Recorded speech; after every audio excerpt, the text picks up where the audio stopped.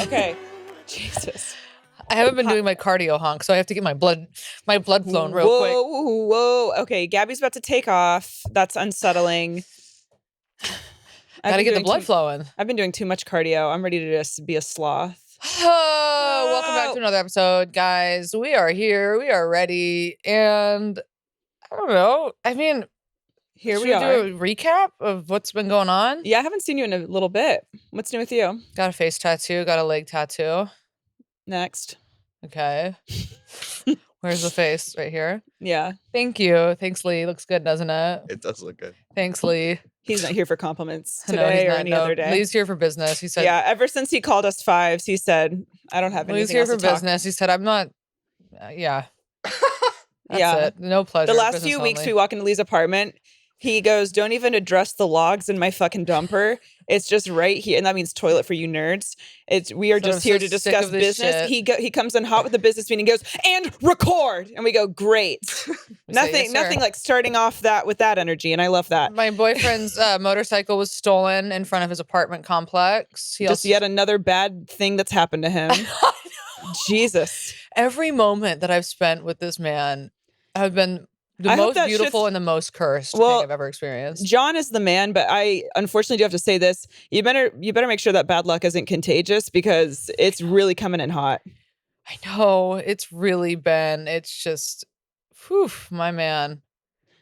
I don't know if we told the listeners this, but y'all, we had some mold up in our apartment. May or may not have been black mold. That's who's to say. I guess Gabby is because you keep calling it black mold. But what kind of mold is it going to be other than black mold? Just kind of like bummer mold. But no, it's black mold. Anyways, we got a month off of rent, and shout out to my brother. Shout out to our girl Sarah Lawrence for helping us, and we scared the shit out of our landlord, Tomato Gust, and we got motherfucking free rent for the mold.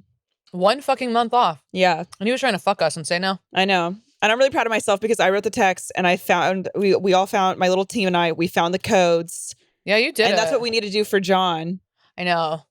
Because everyone's having mold up in here. So you guys, if you live in LA, go check your apartment for mold. And then pay Honk to write you a letter because I guess she's in law school now. Okay. Not me being on my Kim Kardashian baby bar bullshit. You are. Yeah. Dang. Okay, so let's see. So you got the tattoos. John doesn't have a motorcycle anymore. Do you still find him hot?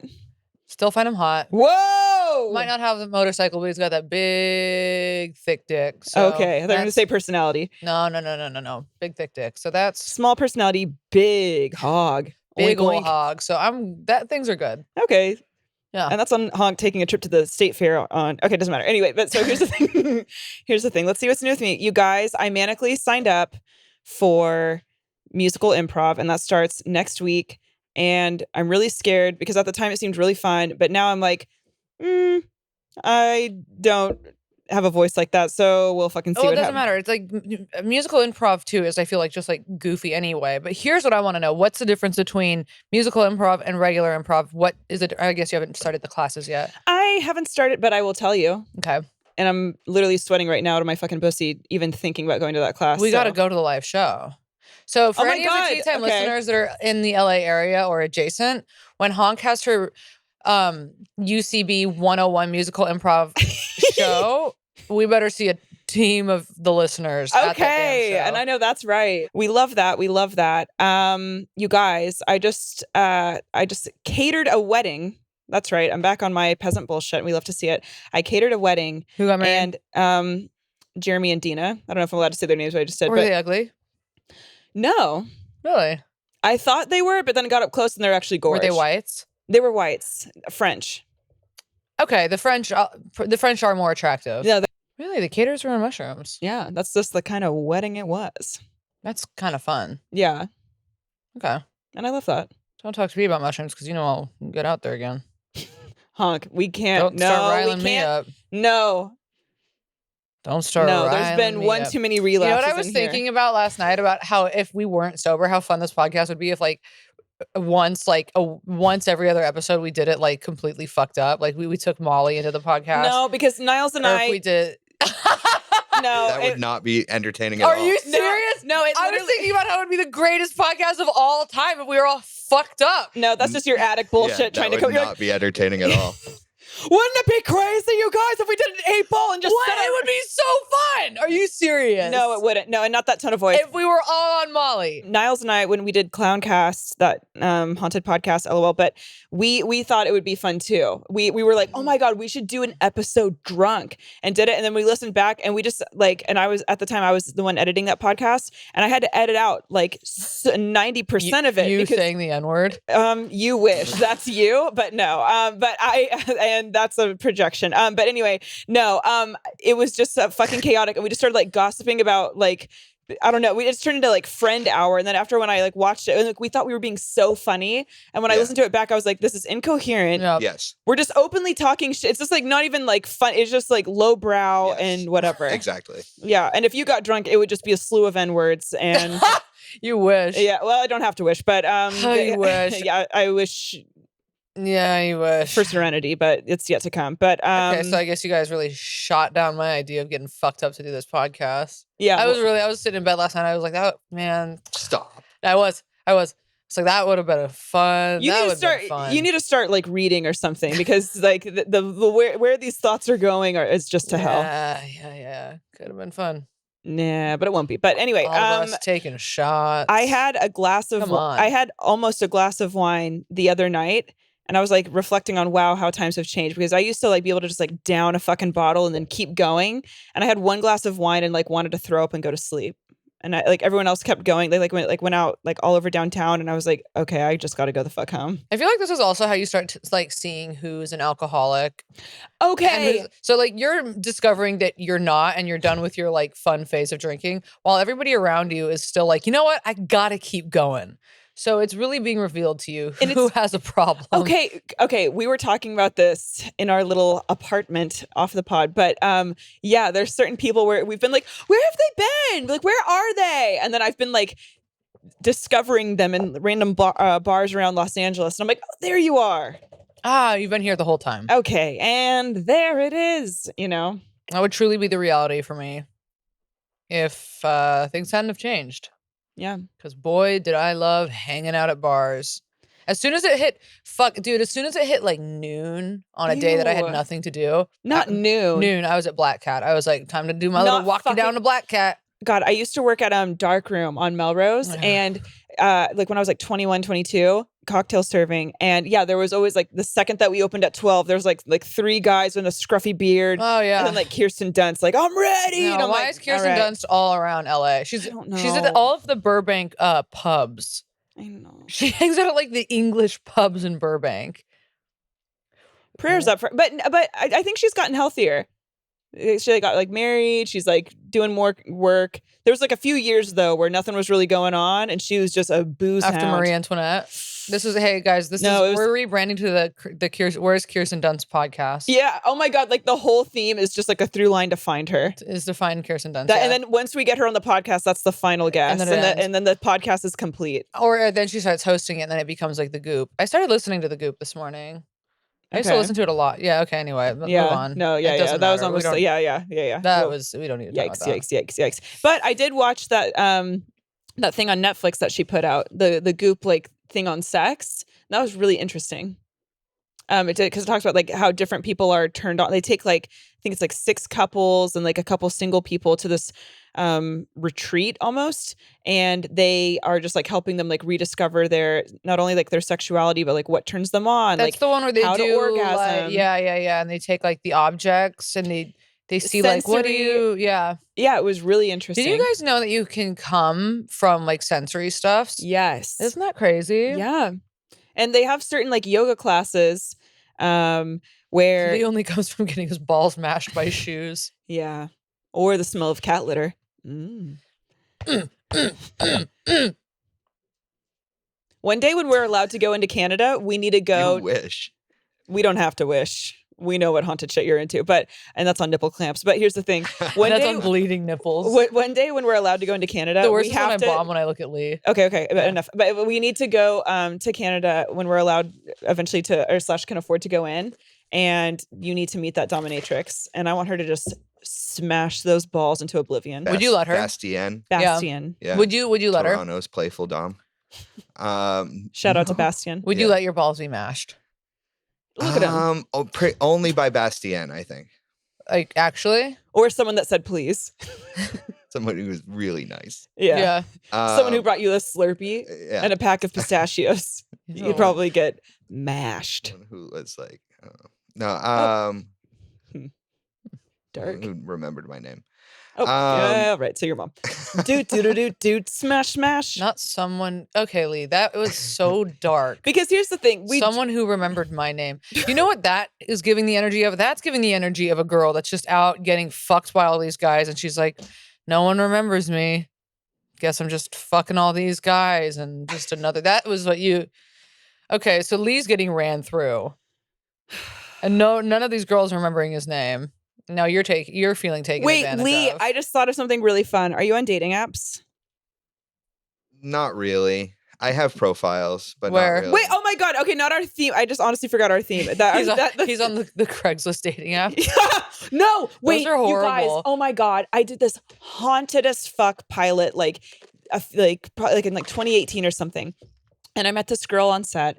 And you know those people that just like, they don't really have boundaries and they like latch onto you and it kind of like almost gaslights you into being like, oh, do we have a friendship connection or something? You're like, oh no, you're just wild. Mm-hmm. It was one of those. So we met up for coffee, whatever. I'm like, okay. The second we meet up for coffee, I can instantly tell I've made a mistake. Like the energy is wild. You look in her eyes, they're like a chameleons. They're going everywhere. They're fucking crazy. She's like chain smoking like a pack of cigarettes. And I'm like, okay, I didn't know you could do it all at the same time. Got it. But then she starts telling me, she's like, so who's the last person you fucked? And at the time I had a boyfriend that I lived with. So I was like, Andrew. And this is giving my friend Annika before she got pregnant. Oh, I fucking love Annika. She's an icon. But Annika, when you look in her eyes, you can still see like a coherent. You can see there's somebody wild. There was somebody wild in there. Yes, but there's still someone who's grounded in reality. This person I'm talking about was not of this world. Her skin suit was in this dimension. Mentally, she's somewhere else. She's on another plane. She starts telling me, she's like, yeah, my husband and I have an open relationship. And so usually what I do is I just get on Craigslist and I just cruise. And then she started telling me that she fucked this person she met off of Craigslist. And she paid them $20 to come over. And she left her door wide open in her apartment complex. And she paid him for a fantasy. She paid him to come in and fuck her and then leave. Yeah. And I was like, this is what gay men do, by the way. Maybe that's why it was so chaotic, because this is what gay men do. This is what gay men do. And if a gay man told you this, you would go like, oh, Matt LeGrand. Okay. I was Matt LeGrand, again, making an appearance on this podcast. He was telling me about these, like, you go on these dating apps and men will be on there being like, this is my location. I'm at this motel. My door's unlocked. It's not even a dating app, you guys. Come through and fuck me. Yeah. And he says that you would go to these, like, and people would be like doing drugs. Yeah. And this guy would just be laying there with his asshole sprawled open, and people just go in and fuck them and then leave. A lot of meth is, there's a lot of meth. I hope everyone knows that this is a meth. This is not a wine spritzer type of event. But it's not a wine spritzer. But when she was telling me this, I was like, oh, and she's like, would you ever try it? And then she pulls up Craigslist on her phone, and I was like, honey, love this for you, but I think I'm gonna actually have to head out. Can we? And we were at the Black Cat, funny enough. I love that place. Now, when we go over to Patreon, Lee, do you think we could pull up a couple of Craigslist ads? I just want to see what's going on there in terms of like what people are looking for. Yeah. Yes, because Craigslist is a dark place to like be putting out ads for people hunting. Now, did y'all ever see us on Patreon? We're gonna go through Craigslist ads. Yes, and maybe make up a few of our own. We'll see. But here's the thing: did y'all ever for petty revenge or something on like an ex or a shit friend, did y'all ever like go and like respond to people as like your ex, or like put up like a fake ad? No, that's a brilliant idea. Okay. It's a brilliant idea. Yeah, I did it one time and it was pretty fun. It was for a foot massage and I priced it real low. Did you guys ever do the dating apps? Did we do the dating app? Yes, we did the dating apps. I got on Hinge. I had been on Hinge and Raya for a second. Yeah. I think I met with one guy. I met with two guys. I think from Hinge. I met with two guys. One of them, we got really fucked up. Really fucked up. Like, we just went to this bar and we just kept drinking. And I remember I told Mia to go, but like pretend that she wasn't, like, I didn't know her. I love that. So I told one of my friends, I was like, go to the bar I'm going to be at on this date. And just like pretend that you don't know me. And she walked in and I remember like watching, like her walking in and being like, and both of us like watching each other throughout the night. And she was just watching me on my date. But God, it was so boring. I think I like blacked out, and this guy just told me about how much he loved going to Japan, and I was like, okay. That's the problem with dating apps, is that you have to like endure these horrific stories. Here's the thing that I don't like about dating apps. I feel like it is the cheapest form of intimacy, and I've done dating. Like, I mean, you know, I have a cousin who married one of the best people I've ever met in my entire fucking life off of Tinder.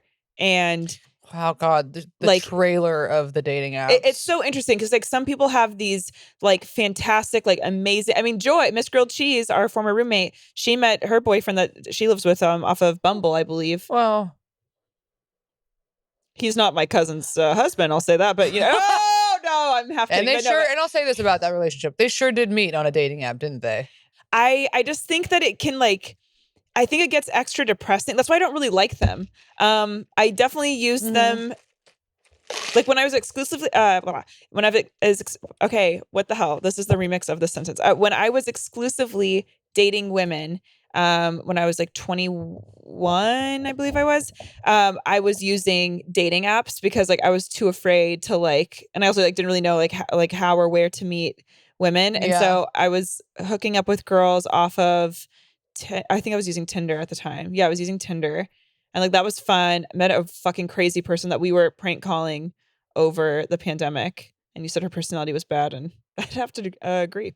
But then besides that, I don't know. I just feel like it really just cheapens. I feel like you think it's just like a video game. Like I don't know. I just personally like couldn't take it seriously. Yeah, it really is. I don't know. I was looking at our other roommate. I was looking at her. She just got on dating apps, and I was looking at the profiles, and it's just like, it's so easy to just fucking judge people. Yeah, and it's these the pictures that people use. I don't feel like it's spiritually healthy. I don't know. For me, it's just too much. But you know what is kind of nice about it though? You immediately do get a taste for like, no, you know, like people kind of tell you who they are in a few sentences, and you're like, no. In a way, it's easier that way because people just spell it. And with Hinge, they can do like the voice notes or whatever. And then on Raya, voice notes are hectic. Okay, let me say this. I was on Raya for like a few days in like 2021 or something. And then I just got overwhelmed and deleted it. But on Raya, we see so many of our bumfuck friends. And I know these fucking buds have like $10 in their bank account and an STD just ready to, an untested STD ready to like jump out at whoever is unlucky. Kate immediately saw one of the last guys I fucked on Raya the other day, and we were just like, okay. Oh, okay. Like, okay. No. You know, you shouldn't be on Raya. No, because we all know who that, okay, absolutely not. No, one of my ex-boyfriends is on there, and I was like, honey, let's just get on off. Don't financially catfish these women. Yeah, I have an idea. Please. On Patreon, we should make me a Hinge profile. Yes. I don't have a Hinge profile.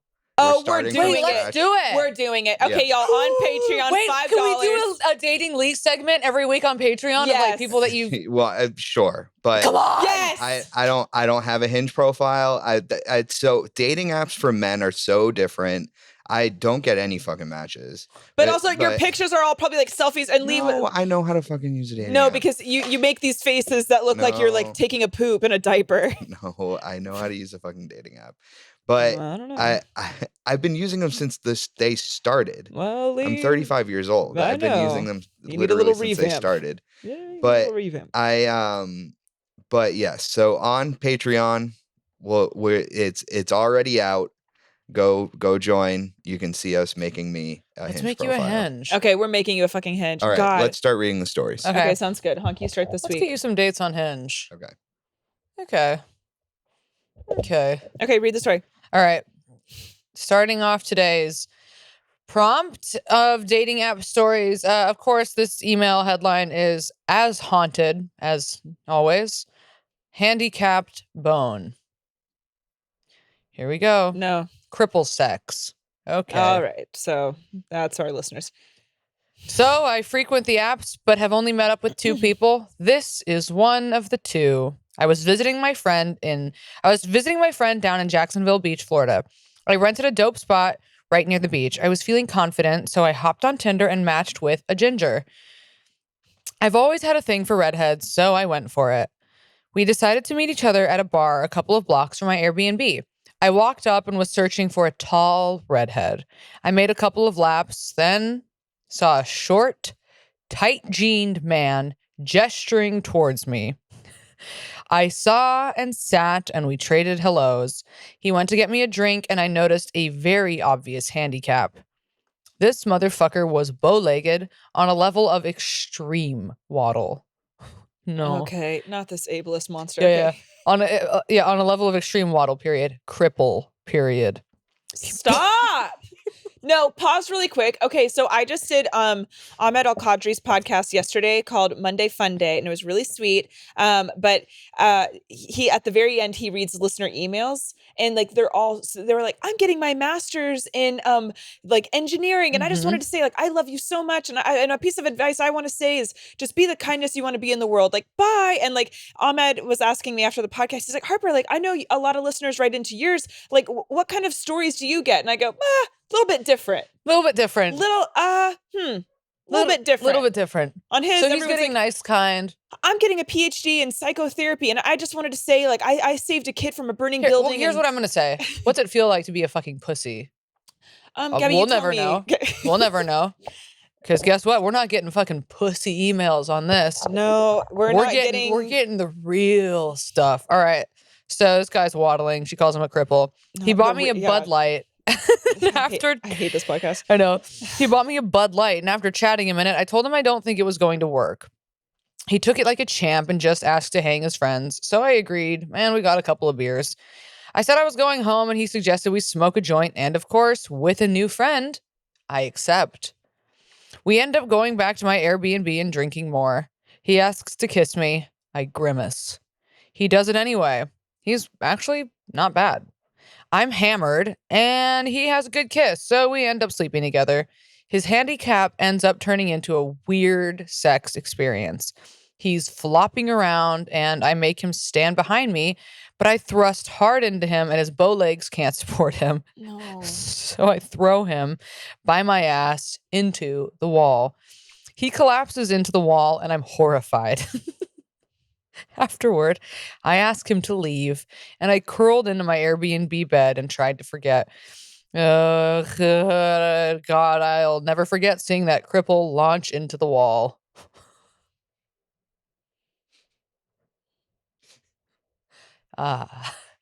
Thanks for the story. another fucking horrific story by one of our listeners. I just want to say I hated being a part of that, and I don't claim any of that negative energy. Launching the cripple into the wall. I think I like started just like shutting down and tuning it out because that's how much I hated it. But as always, thanks for writing in. It was a sure delight to experience that. Can't wait for another one of your amazing tales. Your writing was impeccable and colorful. Hey, really bow-legged, huh? Yeah, you loved that one, Honk, so we'll leave you to it. Hey, Honk Bonk and Lidl Ol Lee.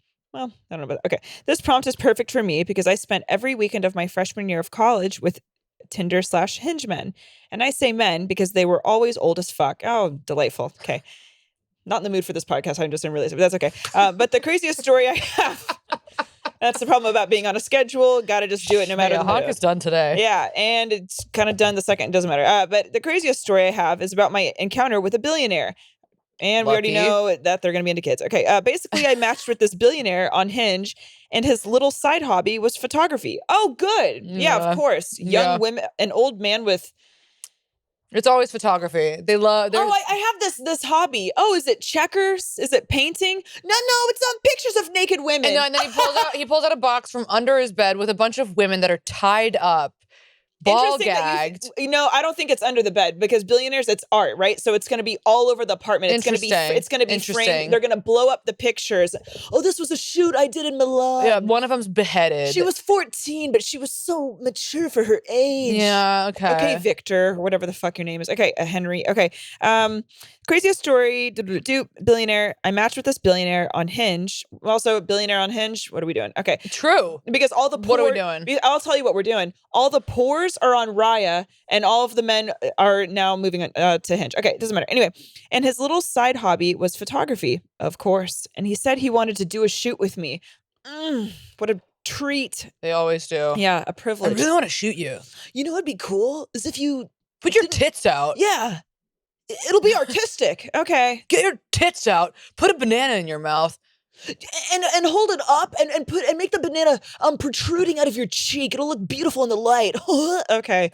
Cool. Anyway, dude. And he said he wanted to do a shoot with me. So we did, and it was fun and whatever. Well, okay. And I didn't know he was a billionaire until I got home and Googled him.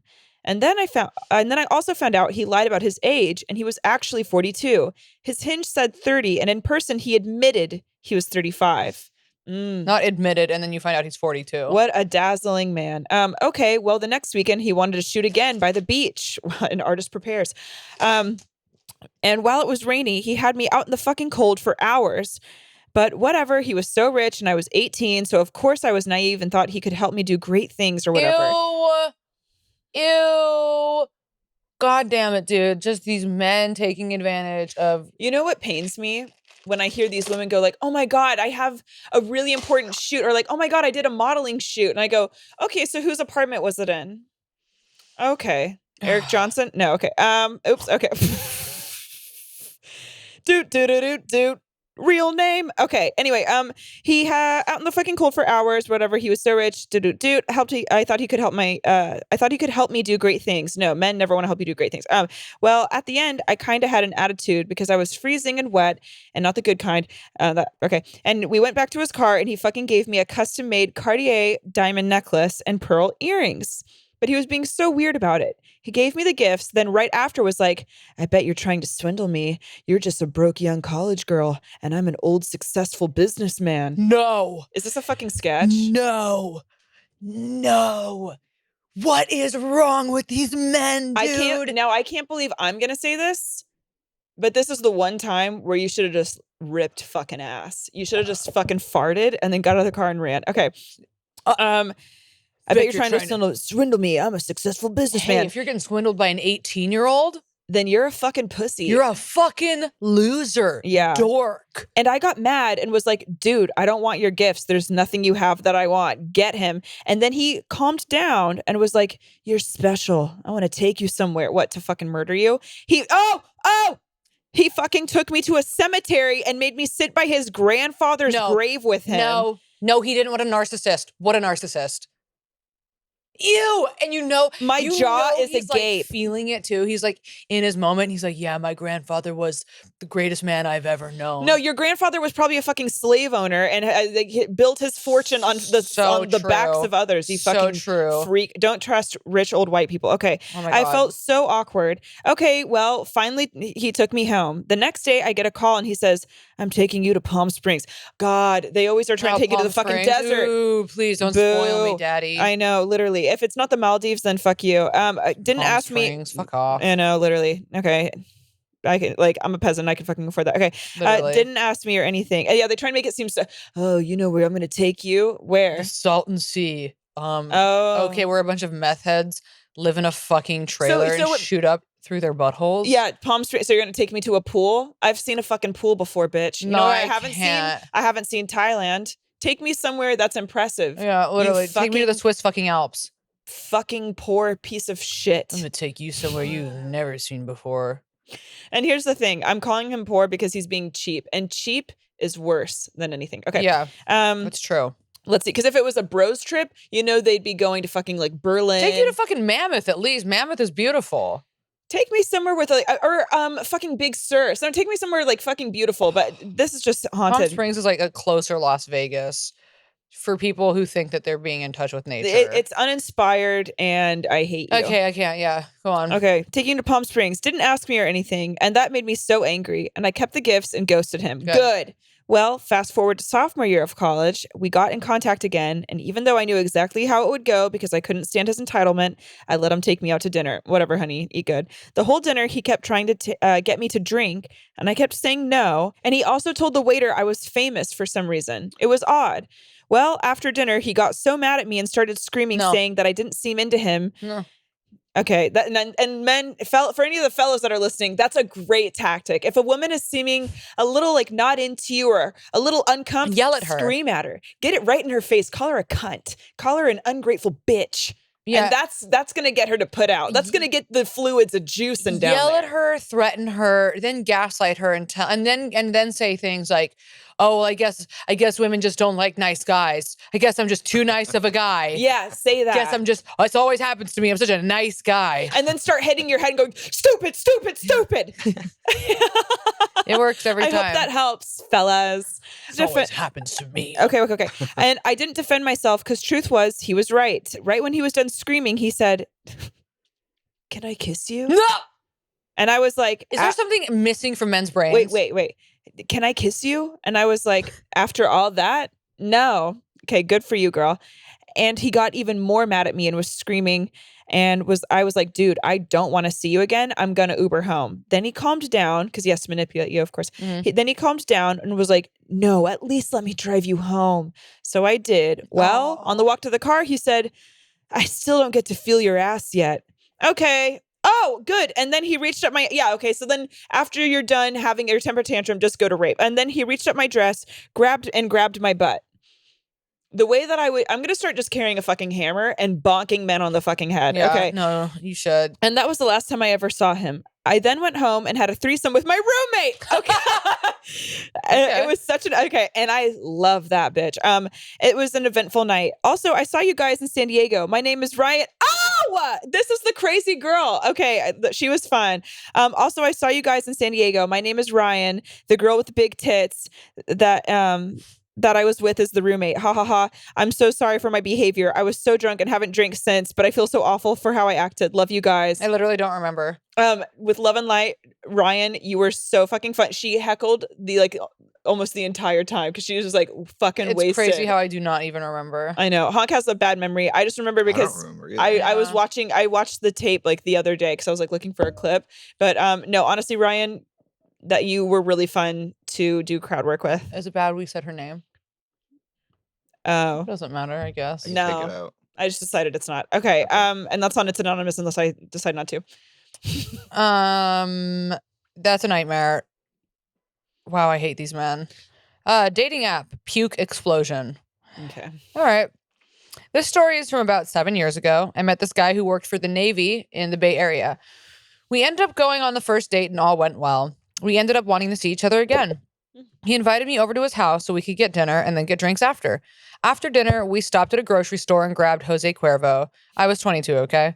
We're having a blast in his kitchen, just laughing, rapping, and taking shots. Not rapping. Rapping. We're pretty fucked up, and an hour later, we moved to his bedroom. He's already stumbling around once we hit the stairs that lead to his room. We get into his bed and just start having an intense makeout. He stands up, takes his shirt off, and as he's doing this, I see him burp. And not like a small burp, more like I'm about to puke burp. He runs into the bathroom and throws up all over his sink. Oh. Ew. I was also a sink thrower-upper. I always throw up in my sink, never the toilet. Then all over the toilet and ground. Threw up. Huh? I was thinking, I think I've thrown up like 2 times from drinking. Oh my God, I was throwing up all the time. Bonker. I throw up, dude. Then all over the toilet and ground. He tries to get up and ends up slipping. Stop. Oh, heavens. This is so ick. This is so sloppy. As I'm watching all of this unfold, my jaw is on the floor. Not you watching a grown man slip around while he's throwing up all over his bathroom. I get him cleaned up and he's completely incoherent. Oh, now you're becoming mommy. I cleaned up his bathroom and then kindly sent him a text message saying, I drove home. Let's chat tomorrow. Oh. Not you driving home wasted. Okay. And drove to a Safeway 3 minutes away and ate Oreos in my car while I tried to fight off my drunkenness to drive home. Jesus Christ. In the morning, he texted me, what the fuck happened? And I told him everything. Honey. After that, we never talked again. Don't drink tequila if you can't handle it. And I'll never clean up a man's puke who isn't my husband or child ever again. Amen. You know what? I like that. Short but sweet. Fuck that. Also, I just want to say fuck that. Yeah, fuck that. But also, I liked that story because a boundary blossomed from it. And it did. Mm-hmm. It just like brought back so many memories of just like, God, like having fucking drunk sex. Drunk sex is Is it even good? Okay, so interesting enough, let's unpack that really quick. So I always was under the mindset of like, oh, sex is the best. Like when you're drunk, like sober sex, like, ew, it's just too much. I recently have switched my mindset. I 1000% prefer sober sex over drunk sex. 100%. 100%. I like, there's a person that I hooked up with. He's probably one of the hottest, probably the hottest person I've ever hooked up with. He is like hottest dude I've ever hooked up with. I mean, but he like, and he's smart, whatever, blah, blah, blah. The sex, it was fine. Like, I mean, it was all consensual. Like there's nothing wrong with it. Right. But for whatever reason, whenever I think about it, it gives me like warlike flashbacks. I like fucking like cringe. My whole body tightens up. I'm like, ugh, like I want to throw up. And recently I was thinking, because it's been like this for about like a year now. And I'm like, why do I fucking feel like this? And I realized it's because when we hooked up, we both were like, it was that summer I was in New York with fucking Niles. I think I had like 10 drinks, maybe like 15. I was so fucking drunk. It's so gross. And I'm still standing too. And then like we're both having sex. It's just like a fucking nightmare. It's all and I think sloppy. You don't remember sloppy. it. And yeah, I know like it like, and I'm sure like in the moment it's fun or whatever, but I think I just feel so gross at like how wasted, not like I felt like I was taken advantage of in any way. Yeah. I just feel gross like with myself that I was that drunk. Yeah. Because I'm like, did I need to even do that? No, it's so, drunk sex is gross. And like a lot of the people we let inside of our bodies, it is because like we're wasted. Like if you're sober, you're like, you're not going to do that. Yeah. With like, I mean, you're still going to have sex, obviously. Yeah, well, you know what? I fucked a lot of gross guys sober. Really, Bonk? Oh, yeah. Well, you know what? I love that. Sure have. Oh my God. Oh my God. You guys, I fucked this guy that I met off of Tinder. I met him off Tinder when I was about like 22-ish. Nothing really ended up coming from, I like ghosted. We were like dating for like 3 months, just ghosted him out of the blue one day. That was really savage and mean. And then I go through this breakup like 3.5, 4 years later. And then we like meet up, we get drunk and we hook up, and the sex, you guys, was so fucking bad. It was like bone chillingly bad. You know, like, I don't know, physically, like we had like talking, laughing, we had great chemistry. Texting was like so fun. Oh. When we started fucking, I was like, oh, this is actually monstrous. Like it was just so fucking bad. And in the morning, he's driving me home, and then he asked for gas money as we're on the way there. And I'm like so fucking hungover. I feel like I'm gonna vom. Not from the hangover, but from like having him in and around me. No. And then I literally gave him $20. I was like, okay, so not me paying for sex. I'm fucking dead. But then I never fucking saw him again. I was like, that's haunted. But I was like, and that's actually, I think, the last person I fucked off a dating app. I don't know if I've ever fucked anybody off of a dating app.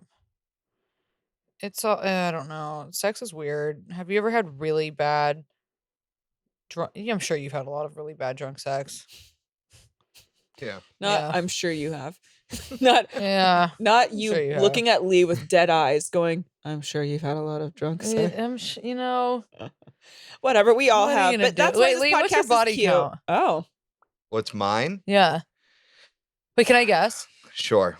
40. I think we've talked about this before. Have we? Well, luckily That's for you, I have early flattering. onset Alzheimer's, so I don't remember anything. No, it's not 40. Lower or higher? It's a little lower. Oh, really? Yeah. It's I think it's in right around 30. Okay. Yeah. I think it's like maybe just shy of 30. Just shy of 30. Yeah. What's yours? Well, let's just say this. At the beginning of the pandemic, you could fit the number of people I'd slept with on almost not even two hands. Like, yeah, like a little bit less than 2 hands, right? Probably like around like 8 or 7. Really? And yes, it was very low. And as of right now, the number has almost tripled. You didn't fuck that many people. Oh, I did. I had to do my inventory, and I was like actually horrified. You fucked like 4 people during the pandemic. No honk. And in 2019, when I was on and off with that fucking awful guy, Oh, wait, then that was actually before that. Then 29, sorry. So when I got out of my relationship when I was I was thinking that was actually 2019. In 2018, when I got out of that relationship, it was like pretty low. And then when I was on and off drinking so fucking much with that one crazy person, it was a lot. It's not 40, but it's up there. Because in my head, I think because I was a virgin for so long, I think of myself as like, you know, I was like, oh, like I haven't really been with that many people, like da da da. And then when I was like doing the inventory the other day, I was like, oh, okay. I think I'm at like 45. But I thought you said 25 the other day. No, I did my inventory and it was less than I had thought, but then more people kept coming into mind. Okay. I don't remember. Around 40, 45. And this is another thing with drinking too. No, it's not that bad. This is the other thing. It's fine. With my drinking that I realized too. I'm like, I think that I kind of felt like I had something to like prove, I guess, like with myself. I'm like, oh, I need to be sexual. Like I just need to do this. And then like looking back, I'm like, yeah, I really didn't. With like a lot of the people that I was with, I'm kind of like someone like just popped up on Instagram the other day. I'm like, why did I let you touch me? But out of all the people I've had sex with, I think I don't regret 3. Yeah, I'm probably 3. What are you gonna do? I think I would say the same. Yeah. Yeah, I think I completely regret maybe 4 or 5. Completely? Yeah. Are they people that you slept with more than once?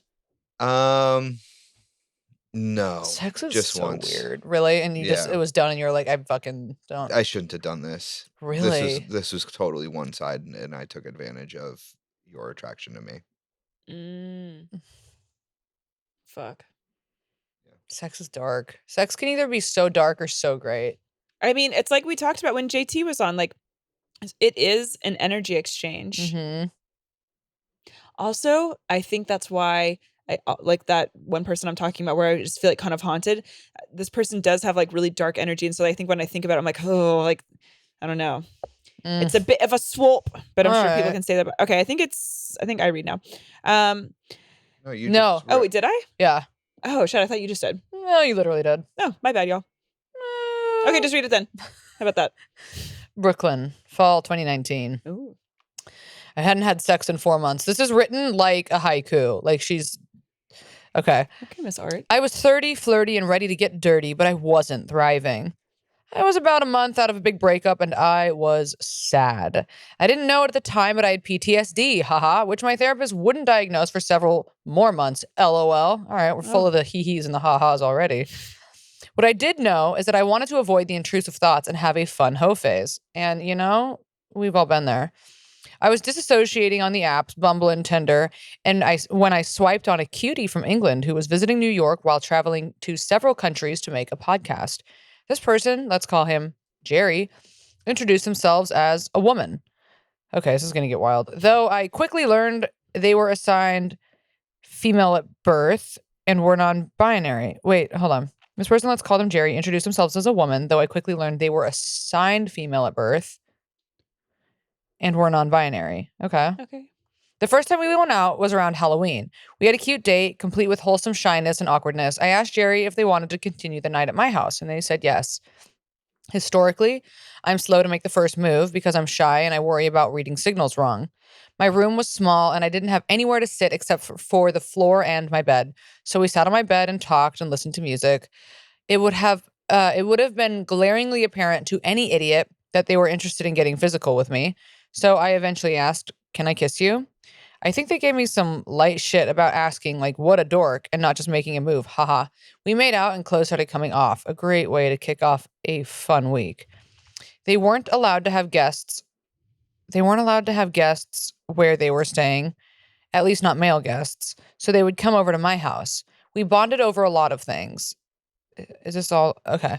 Mostly stuff like Lord of the Rings and various memes. Jerry loved my long, luscious locks. They shared their love of hosier. Not hosier. They shared their love of hosier. Take me to church, showers, and okay, with me. And I mean, what a funny artist to be like into. Who fucking loves hosier? This Christian couple that I used to work with at I used to work with this Christian girl at a juice bar, and she was getting married to this guy who had already been married 3 times, and she was going to be his 4th, and they loved hosier. I thought it was hosier or whatever the fuck, but yeah. Yeah. I think it might be hosier. Mm-hmm. All right. Oh, well, we're gonna have to fucking figure it out because it's hosier. Pull it up. Well, chill the fuck out, number one. Yeah, you need to chill your stupid fucking energy out. But yeah, chill your fucking shit out. But Jesus Christ, don't fucking talk to us like that again. But here's the thing. What is it called, Lee? For Miss Grump. Miss fucking Sass. Okay. I'll fuck myself if I'm wrong. Yeah, well, good. Hosier. Okay, but this is like, we have to find... Hosier. Yeah, but that's like an automated thing. We have to find somebody... Hosier. Okay, Lee, pull up somebody saying his name. Hosier. Pull up somebody and introducing him on late night or something. Wait, Lee, play it one more time. Hosier. Pull up somebody bringing... Okay, hold on. Should we do it slow? Yeah. Hosier. Okay. Because you guys are still wrong. No, because now it sounds like hosier. Okay. So they shared their love of hosier with me and developed an impression of him, which became a running bit for the week. I learned some British slang, and I learned a lot about Jerry, like how they often dressed more on the femme side, but also like to dress up as a drag king on occasion. They were vegan, they were a psychologist and a professor at only 24, and technically had an adopted son who I think was around 20 or 21 at the time. What the fuck? Honey. Maybe only 18. And Jerry had some experience in sex work as a dominatrix. This is okay. Okay, so Jerry's busy. Yeah, Jerry's fucking busy. Okay. We had a lot of fun that week. We were silly and shared a wow, I'm not smart enough for this word. Predilection for dark humor. Wow, never heard that word. Predilection for dark humor. And it sounds like you've also never heard hosier. Okay. We could riff for a long time. We also had great sex. Though they had some dom experience by nature, they were mostly a sub. Oh. I'm more on the vanilla side in bed, but I'm down to try things for partners. So I stepped up and tried some dom stuff for them, but this one was new to me. I learned that Jerry had a very specific kink, something to do with having a full bladder. Okay. Okay, can we all just... No, because on Ahmed's podcast again yesterday, he was like, oh, like, what kind of things do you guys talk about? And I was like, someone always has a shit or piss kink. And he's like, are you being serious? And I was like, yes. So we've got a full bladder. Look it. Yeah, so this person has a kink with a full bladder. Jerry was a bit embarrassed about it. They explained it wasn't piss play, which I was relieved to hear, because I wasn't about to pee on anybody or get peed on. But for some reason, they liked the sensation of a full bladder or even just talking about it.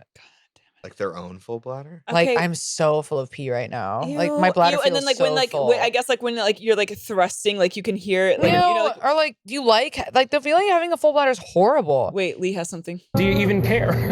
It's not too bad. Like, my hose is hosier than yours. It's so much hosier than yours. Hosier. Say hello to Hosier. Hello. So I'm here with Andrew Burns. Yes. How often, like, it seems like every interview that you do, it seems like you're having to tackle hosier. Hosier, yeah. Oh! Guess that ass is getting fucked by your own self, hog. Dude. Okay, so I guess it's hosier. Oh, you just got hosed. I just got fucking hosed. Hog just got hosed. I just got hosed. Okay. Okay, so we've got a full bladder.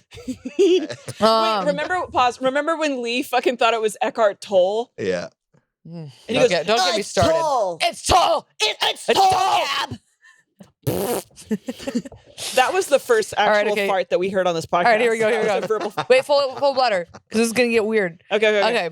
They explained it wasn't piss play, which I was relieved to hear because I wasn't about to be, but for some reason they liked the sensation of a full bladder or even just talking about it. And it wasn't just having a full bladder. It was not being allowed to go to the bathroom. Okay. So while we were sucking and fucking, I might say something along the lines of, yeah, I bet you have to go real bad, right? That fucking bladder is so full, it's going to burst. Ew, dude. And Jerry's face would get all simpy and they'd bite their lip and get super turned on and moan. What?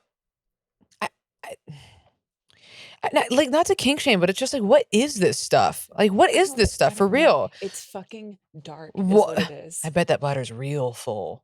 Would you come if somebody said that to you? Or would you just be like, ew? Lee, do you think you could handle having someone with a piss kink? Like if they wanted to pee on me? Yeah.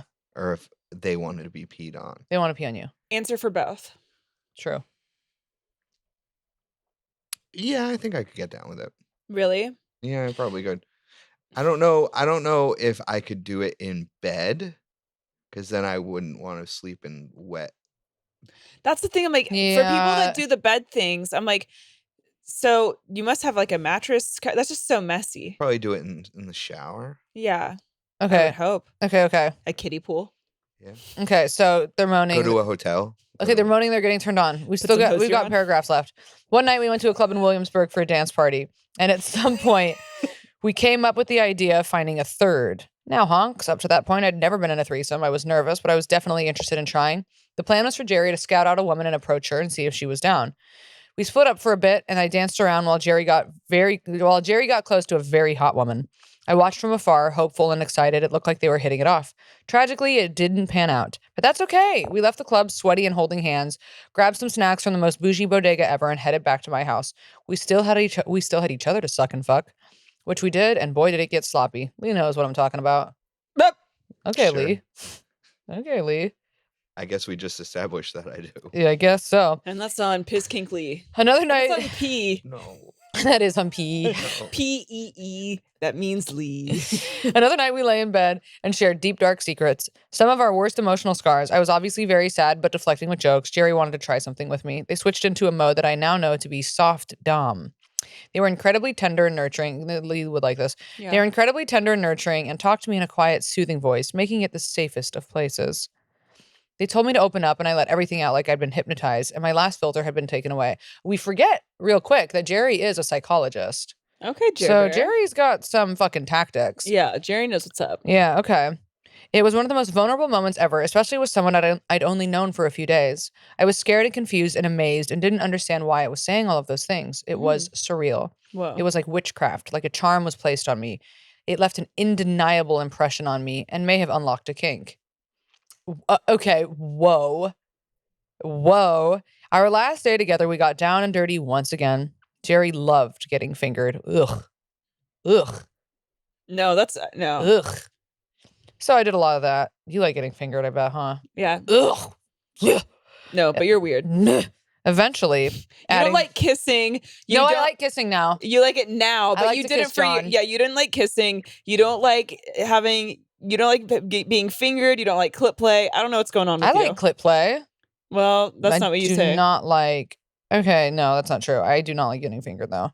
Eventually... Wow. So, okay, they do a lot of fingers, and eventually adding more fingers. I know we got up to 3. It might have been 4. Ew. Okay, so it's giving fist. It's giving fist. And I licked and sucked their clit a lot. Okay, by the end of that, I made them come like 6 times. A new record for both of us. Go off. Okay, not you just writing us some like weird sex story. Yeah, this just turns into like, I guess my pussy munching game is way better. Yeah. I'm like, okay. After catching their breath. Okay. Jerry got the lube and got on top and fingered me in the ass and blew me and jerked me until I had to...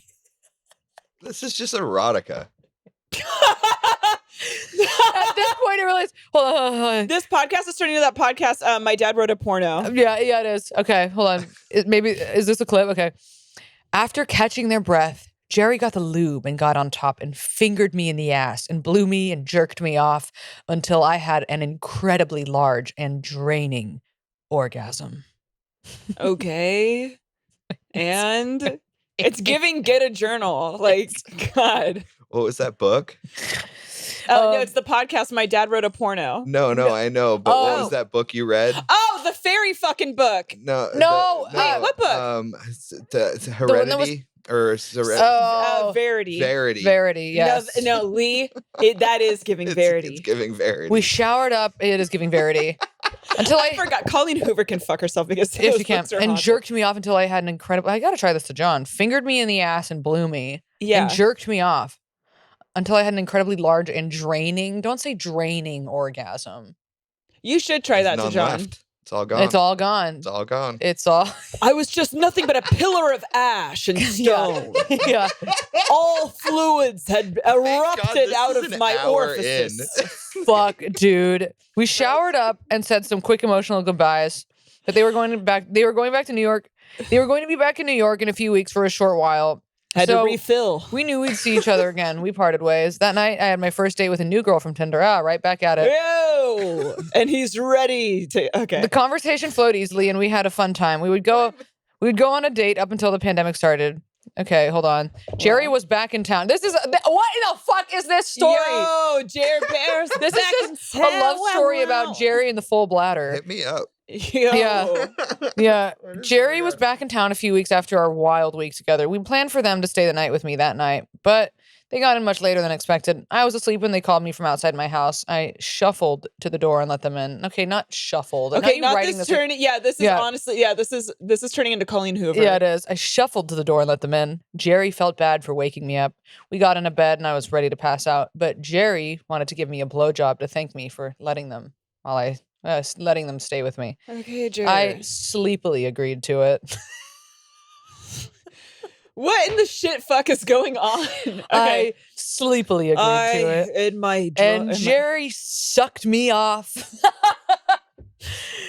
And Jerry sucked me off, and I offered to return the favor, but they declined. Then we cuddled and went to sleep. We have been reading Jerry was a gracious for giver. 2 hours. This story? The next morning. No, god damn it! The next morning, we parted ways again. Okay. God. Bitch, it's a dating story, it's well written. Not the fucking escapades of the Jer Bear. It's well written. I'm not mad at it. This episode should be called The Great Drain because that's what this fucking because that's where all our time is going. This has been the Great Drain. God, they said we make too many A24 jokes, and they go, "Oh, but the time is right."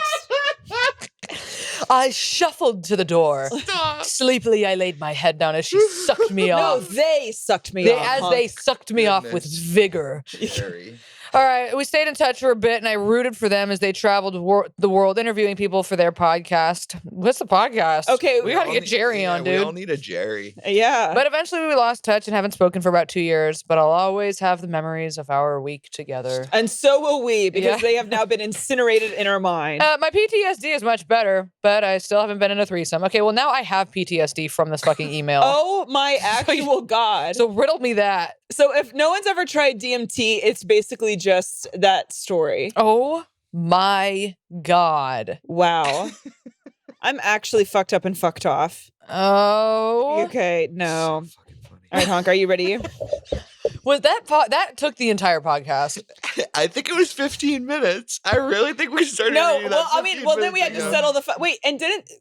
It was the hosier. That was yeah. Not that being the same, because I started getting lost and I was like, this is full of like riddles and mythical beasts. There's so many things. Yeah, and then all of a sudden my hog was dribbled dry by the mouth of a siren. I'm like, what the fuck? And piss kinks, and we established, and yeah. And there's non-binary, there's psychologists, there's ass play, there's Jerry was a psychologist. Okay, it's like Brene Brown. That's who it is. No, okay. Oh my God. Jerry's on a world tour of her fucking podcast of their fucking podcast right now. Sorry.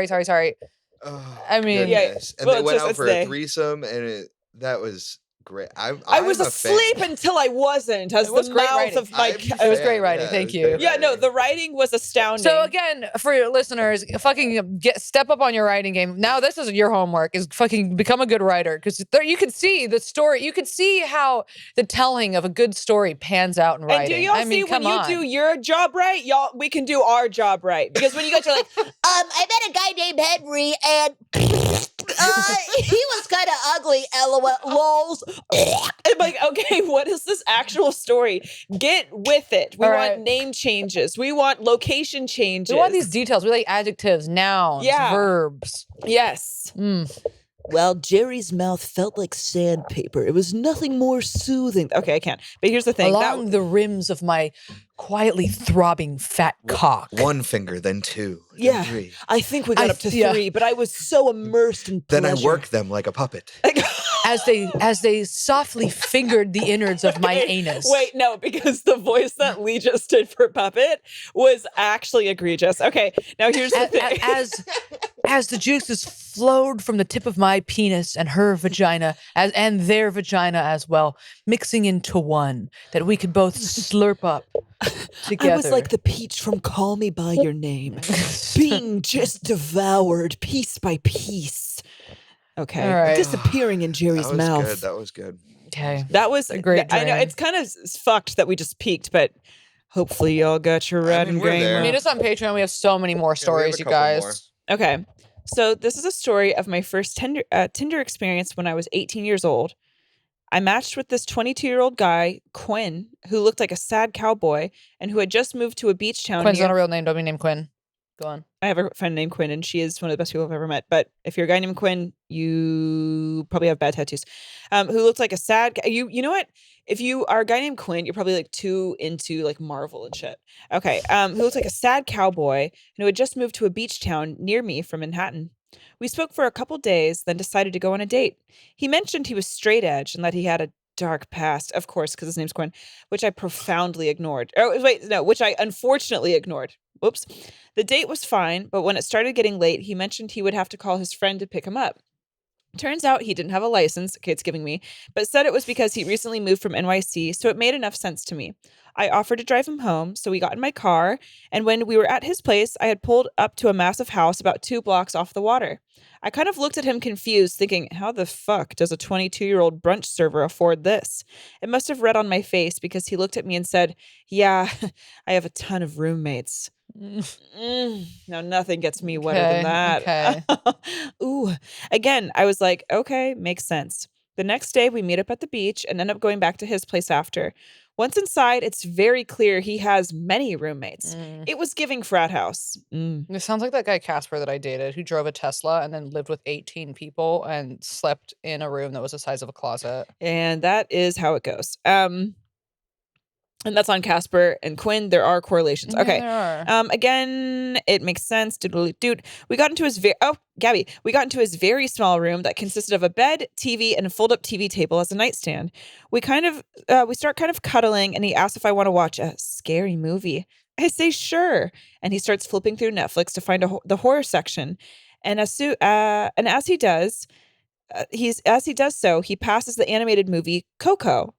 He asked if I've ever seen it, and I say no, but it looks cute. He puts it on and immediately starts trying to fuck me. Not to Coco. Not to Coco. Coco's such a good movie. Coco is a beautiful work of art. It really is. Don't ever fuck try to and, Coco. Don't even fucking kiss me when Coco's on because I'm Yeah. locked in. Okay. Because it looks cute. He puts it on immediately and starts trying to fuck me. About 5 minutes into the movie, he stands up, pulls his board shorts off. Okay, good. Not the board shorts. So he's in board shorts. Okay, Not the board shorts. You're about to get a yeast infection, sweet girl. Okay.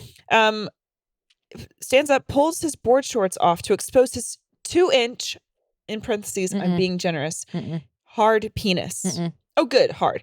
My eyes looked at his baby dick, back at his face, then back down at his baby dick, and certainly not with a pleasant or sexy face. The second I did that, a voice in my head said, every girl that has ever seen his dick has done that. I felt bad and decided to go through with it and just try and make it go quick and run out of there. I got on top of him and rode his baby dick and pretended I could feel something. Oh, he tried to choke me with the loosest, clammiest grip I've ever experienced, and it felt almost as bad as his tiny penis. Look, let me pause right here. Let me pause right here, because here's the thing. You got a baby dick, you can't help it. Yeah. You can't help it. And it's unfortunate, but it is what it is. But here's what I'm going to say, gents. If you're not packing heat, your munching game better be fucking phenomenal. So get a fucking grapefruit or some shit. Start practicing on, get a fig. I don't know. Start practicing on that kiwi. Start practicing on that and get really fucking good. And then your baby dick won't be as big of a deal. Or you want to know what? Kings, get a strap. Strap it up. No. Listen. Listen. So a lot of guys do not listen. They just go down and they think that harder is better. They think harder and faster is better. Soft, gentle, slow, and listen. Everybody's different. Listen, take instruction. And okay, someone needs to let Lee eat them out and then tell us if it's good or not, because Lee might be good at eating pussy. I've had nothing but good reviews. He has a full beard. Might be good. Wow. I'm not going to find out, but someone should. Okay. Okay, now Lee's in the mood to narrate some kind of sex story. Yeah, because we heard that and he goes, no, I got instructions for you. Lee just put on his Ira Glass voice. He goes, hello, everybody. I need you to listen up to me. My name's P. P here. Y'all, from now on, it's P. It's honk, bonk, and P. P here. Sassy, gassy, and P. Listen to the woman. Hey, fellas, listen up here. No, but seriously, take direction. No. And then you put on the, but seriously. Yeah, no, seriously, guys. No. Okay. Okay, but let's finish this now. Okay. No, you're right. Okay. So it felt bad. We love that. The clammy grip, he had a tiny dick. Not clammy As soon as he came, I got dressed and I said I had somewhere to be and ran out of there. Yeah, which was Planned Parenthood. He texted me right after I left. The text probably longer than the story, confessing his love for me, saying how glad he is to have met me. No. I did not respond. No. He then texts me saying, oh, and do you happen to know Evan Johnson? No. Evan was someone I went to high school with, who I would occasionally sleep with and do drugs with and drink with. I was really curious as to how some 22-year-old who just moved to the area would know some high school kids. So I finally responded, yeah, how do you know him? Quinn texted back, oh, I live with his brother. I told him about you and he said you were close with Evan. Evan's brother was an addict and I knew he was living in a halfway house near the beach. No. It was then when I realized that not only did I just fuck a micro penis to the animated Disney movie Coco, but I fucked a micro penis to the animated Disney movie Coco in a halfway house. No. I never saw Quinn again, but I did go on to have a lot of terrible Tinder sex after that. XO, love you all. You fucked a guy in a halfway house. And that's that. The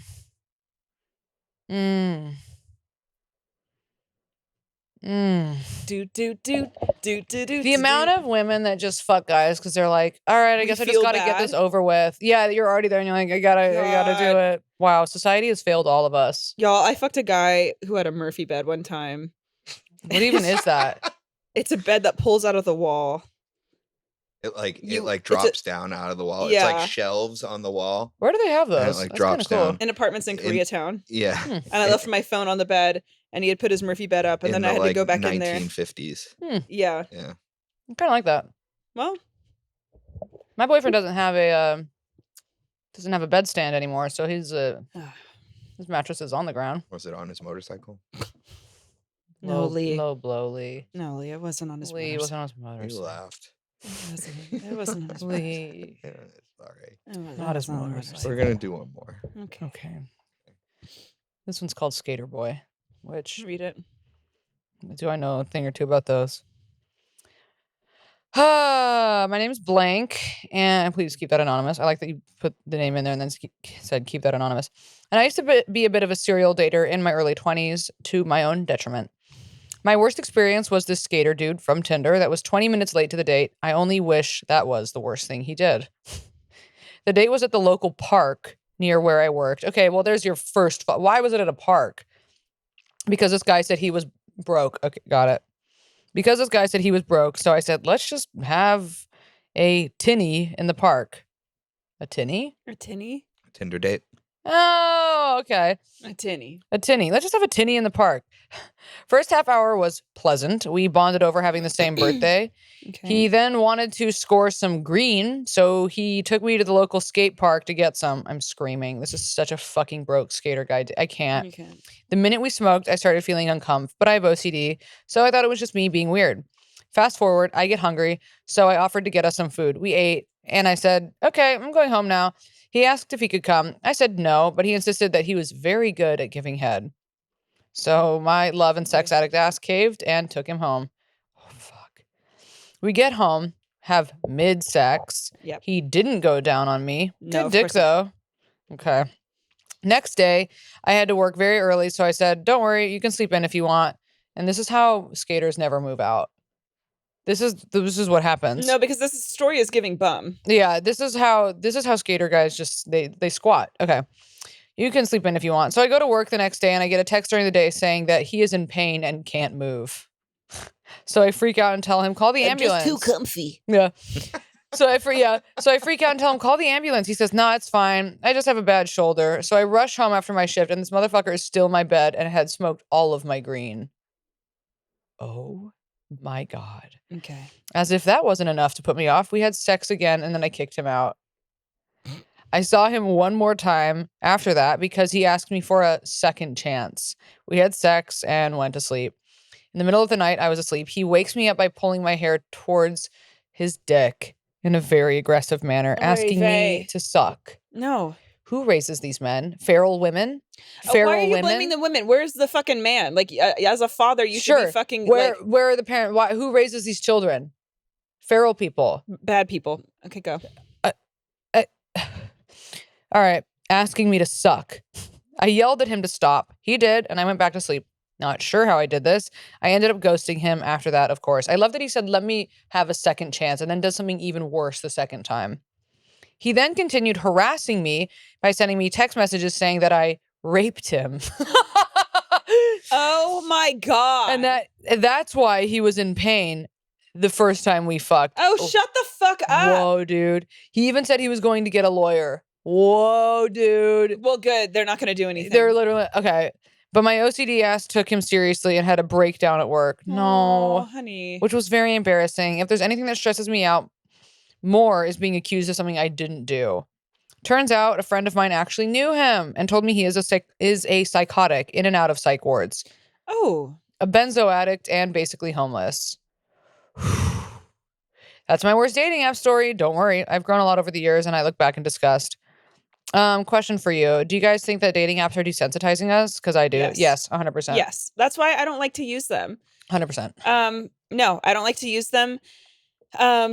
No judgment to people that do use them. This next comment is bitchy, so that's why I just put that trigger warning. But I think that dating apps reek of desperation. And I think, like, I get it, like, especially like if like, you know, like you just want to fuck or whatever. And it's also like easier to meet people that way. And also like if you work a lot, like sometimes like that's like your only option. So like I totally get it. And I don't think that only desperate people are on there, but I think the apps as a whole breed desperation. I think it is cheapening the way that intimacy works. I think it's like post-mating like dick or pussy. And I think it's like, on one hand, I agree with what you said previously, where like you can get like a read on someone. But on the other hand, it's like there's a lot of nuance in person that I think you miss. I have an argument against that, and I'm sorry to interrupt. No, but go off. It's very hard to meet people organically. Like, there's no like public hangouts other than bars anymore. So it's I do agree with that. So as well. it's like unless you're gonna like meet like there are like unless you said if you work a lot and when you go into public, like you're not striking up conversations with strangers. Yeah, and almost everyone's on their so like, and that's what I was trying to say. Like I completely get. No, because it's Matt LeGrand. It's my boyfriend. But like, so I completely get what you're saying. And I also agree with that too. I think it's like, it's one of those things where it's a double-edged sword. Yeah. Because on one hand, it's like, it's necessary. But then on the other, you know, you're kind of like losing some humanity. It also makes us, I think, like disposable to each other. We've become very, I mean, and we even the way that we speak to each other on social media, it's like we become dispensable. Is that the word I'm looking? Expendable. People are like becoming expendable, where it's just like somebody you see on a screen and you're like, fuck that. Or like, all right, let me fuck. I want to see if I can fuck them. Or it's like when people are leaving negative comments on things all of the time, it's just because we don't see each other as real people. We're just like devoid of empathy, or like you're like losing the humanity. 100% agree that there's negatives to it, but they're also necessary. And with the way that like, you know, we're the direction that we're moving as like society, yes, it's like dating apps are going to become a fundamental part of the way that we meet people, and we're just going to have to adjust to that. But yeah, it's like not natural. And I think also, let me just acknowledge this, that it is a privilege to be able to meet people in public, because some people are more adventurous or less shy or maybe like more attractive or whatever it is. So like it is a privilege to be able to do that. Yeah. and not everyone has like those allotted privileges. So I also like want to, acknowledge that. But at the same time, when you're on those dating apps, how can it not feel like a fucking video game? Right. Yeah, you're just looking at these strangers. Yeah. And then being so judgmental, it's, it's hot on your soul. Okay, I have like a little short one, and then we'll wrap up. Yeah. All right. Go to Patreon. We have so many stories. And we're also going to build my dating. We're going to have a stacked profile. We're going to have a stacked Patreon right now. We're going to build my dating profile, and we're going to call our friend who suggested this topic. Good. Oh, yeah. Yes, we need to talk to her. We have a stacked Patreon episode coming up. Okay, cute. $5, y'all. We love to see it. Okay, so this one says, dating app story. P.S. I love Harps, Gabby, and Lee. John's funny too. Okay, Gabby's boyfriend got a shout out. So I asked this girl out on Hinge. She's really pretty, and she seems like a nice, caring person. We go out on a few dates, and we decide to have sex. She gets on top of me, and I reach for a condom. As I'm opening it, she says, "Did you think I was going to let you put it in without one?" And I just kind of said, "Honestly, you're so hot that I might come early." And then in my head, just kind of said to myself, "Nice save. Whatever. We have sex." I take her out for breakfast. I woke up and farted super loud. It's giving Gabby. And she laughed for a second and said, "It's okay." And I said, sorry if that was going too fast. I hope she let out a bigger one. Sorry if that was going too fast. And then there's a fart emoji. The next day, I realized she's a fucking nut job. She explodes via text and says, "It's all a trick, isn't it?" I said, "What are you talking about?" And she said, "You just think you can have sex with me and not wear a condom? Either way you answer, I know it's all a trick." Whatever. I don't play that drama shit, so I just ignore her. A few days later, she comes around and says she wants to talk. During the time of not talking to her, I send my friend a screenshot of her convo to me saying it's a trick, and under it, I said, "What the fuck do I even say, LOL?" Fast forward, I'm on a date with the same girl. Nice. I'm on the date with the same girl, and I am showing a picture from my phone to her, and she sees that screenshot I sent to my friend. She goes absolutely insane. I tell her what I said, and that it's pretty normal to ask a friend for advice, especially when it's a message like that. But she insisted on it being the end of the fucking world as we know it. I dropped her off at her house, and that was that. Best blowjobs I've ever had, though. Gotta give her that. Anyways, I hope Harper is okay. I love her, duh. And you guys are all doing great. Love. Beep. Guys, why? And women, I love women. Why do we go so fucking crazy? What is that? It's not insecurity, but we do need to get like, yeah, I mean, it's really mentally ill. We do, you know what? You know how men do that thing where like, sleep with me, and that's entitlement. So this is entitlement and insecurity on the opposite end. And I think we all need to ground ourselves, take a deep fucking breath. It's all a trick. Yo, relax. That's PTSD coming out, but you can't put that shit on someone you just met. They don't owe you anything. The sex that you guys had is a choice that y'all both made together. I've definitely had a girl flip out on me for like the next day for attempting to have sex without a condom. She's like, "What was that? You try." It's like, well, okay, here's what I am going to say. I literally can't remember the last time I used a condom. LOL. Oh my God. No, I know. I was talking to my friend. This is bad. Right. I literally have only used a condom, I think, not even just with 3 people, but just only 3 times, maybe 2 times. Who uses condoms, dude? Well, here's the thing. Not to be whatever, but when like, they put them on, I get kind of offended. I'm like, oh, okay. Okay. But here's the thing. You're not even on birth control, so that's a real fucking gamble. I have an IUD, and also, I swear to God, anytime that I have used a condom, I get a horrible fucking, I think I'm allergic to latex or something, because I get a horrible fucking, like, yeast. I actually use non-latex because I don't like the smell. And yeah, and the smell's fucking whack. No, get your fucking condoms away from my pussy, dude. Don't even. No, get tested, be clean. And I mean, I have them. Actually horrible advice. You have to have them. As a man, you have to have them. Yeah, you do. But just to see that you're responsible. But if I no. You pull a condom out, I say no. But like I know, I just am like, yeah. And you have to offer, but it's like the polite thing to like have it and offer. No, totally. But like I've had a girl flip out on me for like trying. And she's like, "What was that? You fucking..." privilege. I'm like, I don't know. Okay, relax.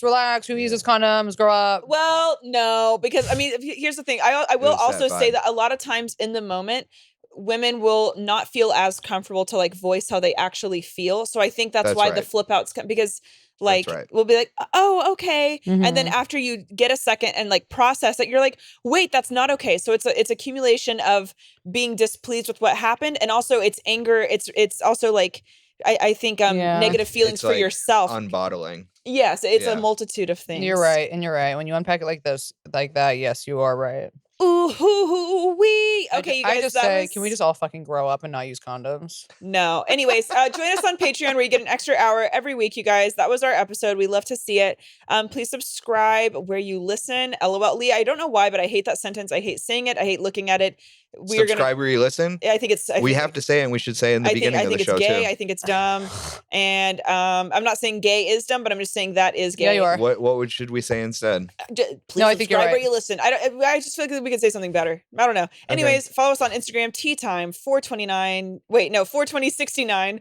That's where we post the prompts every week. Unfollow us on Twitter. That will be deleted soon if I can remember the password. Hey, and stop leaving comments about my fucking lips on all of it. And I love you. Bye. Unless they're about her vaginal lips. No, you have to read the email. People who don't follow us or listen to the show. You read the email, Gab. And if you want to email us, you can email us at teatimestories42069@gmail.com. Join us on Patreon. We are going to read a lot of stories over there. I hate when you look up. It's so annoying. And that's what I want you to do.